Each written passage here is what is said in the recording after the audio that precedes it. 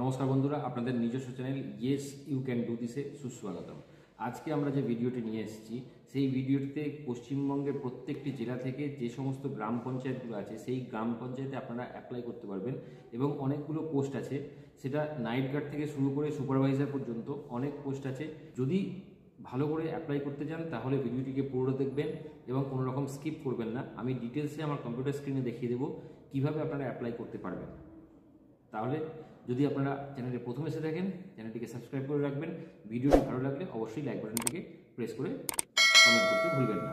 তাহলে চলুন আমি আমার কম্পিউটার স্ক্রিনে নিয়ে যাই। কম্পিউটার স্ক্রিনে আমি আপনাদের দেখিয়ে দেবো কীভাবে আপনারা অ্যাপ্লাই করবেন এবং অ্যাপ্লাই করার পর কবে আপনাদের পরীক্ষা হবে বা ইন্টারভিউ হবে সেগুলো সব ডিটেলস আমি বুঝিয়ে দেবো।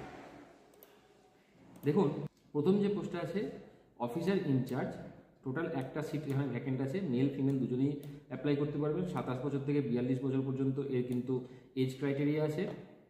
কি কি লাগবে?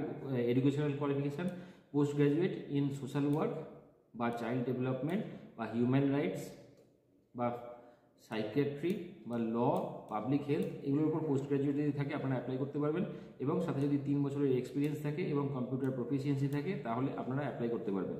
এর কিন্তু স্যালারি হবে প্রায় 33,100 টাকা। নেক্সট যেটা আছে চাইল্ড ওয়েলফেয়ার অফিসার, এখানে টোটাল একটা সিট আনরিজার্ভ আছে।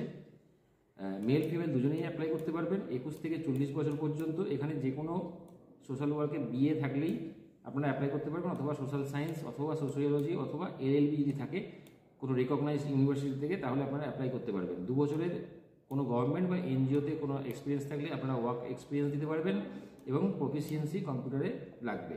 এখানে বেতন হচ্ছে 23,170 টাকা। তারপরের যে পোস্টটা আছে দেখুন, সেই পোস্টটা আছে কাউন্সিলর, টোটাল একটা আছে এসসিদের জন্য।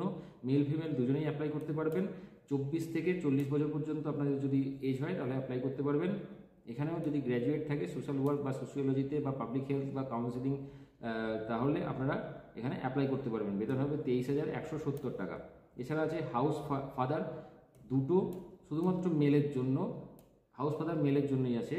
21 থেকে 40 বছর পর্যন্ত অ্যাপ্লাই করতে পারবেন। এইচএস যদি থাকে বা এইচএসের ইকুইভ্যালেন্ট যদি থাকে সমতুল্য তাহলে আপনারা অ্যাপ্লাই করতে পারবেন। এখানে কিন্তু অ্যাটলিস্ট 3 ইয়ার্সের এক্সপিরিয়েন্স লাগবে, যেখানে চাইল্ড কেয়ার প্রোগ্রাম বা ইনস্টিটিউশনে আপনারা থেকেছেন তার এক্সপিরিয়েন্স। বেতন হবে 14,564 টাকা। এছাড়া আছে হেল্পার কাম নাইট ওয়াচম্যান, একটা আনরিজার্ভ সিট আছে। মেলের জন্য 18 থেকে 40 বছর পর্যন্ত মাধ্যমিক বা এইচএস যদি থাকেন তাহলেও আপনারা কিন্তু অ্যাপ্লাই করতে পারবেন।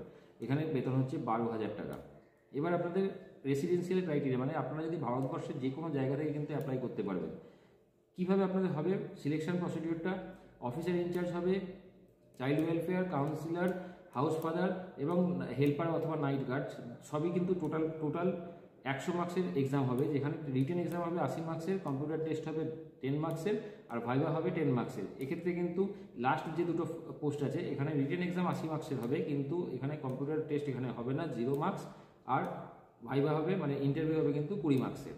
ওকে, সিলেবাস কীরকম হবে?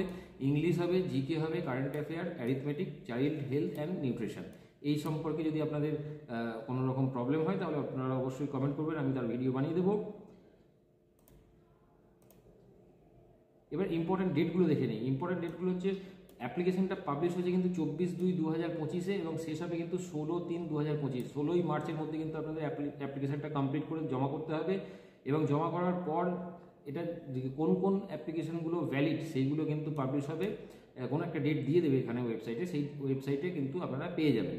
এছাড়া অ্যাডমিট কার্ডের জন্য ইমেল আইডিতে ওরা অ্যাডমিট কার্ড সেন্ড করবে, আপনারা প্রিন্ট করে এক্সাম দিতে যাবেন। ঠিক আছে, কীভাবে অ্যাপ্লাই করবেন? যে ওয়েবসাইটটা আমি দিয়ে দিচ্ছি ওখানে একটা ফর্ম পেয়ে যাবেন। ওই ফর্মটা এখানে অ্যাপ্লিকেশনটা কিন্তু হার্ড কপি জমা করতে হবে, তো সেখানে self attested passport size photograph. এবার এখানে যে 1 নম্বর কলামটা দেখুন, যে পোস্টের জন্য অ্যাপ্লাই করছেন সেই পোস্টে ওখানে টিক করতে হবে।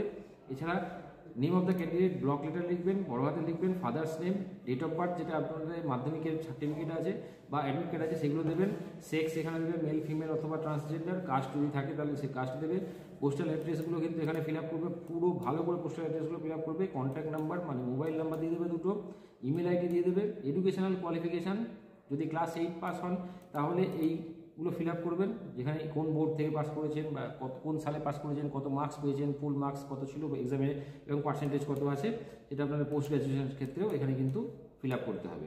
তারপরে ফিল আপ করার পর সেকেন্ড যে পার্টটা আছে অ্যাপ্লিকেশানে, দেখুন সেখানে কি আছে, ওয়ার্ক এক্সপিরিয়েন্স।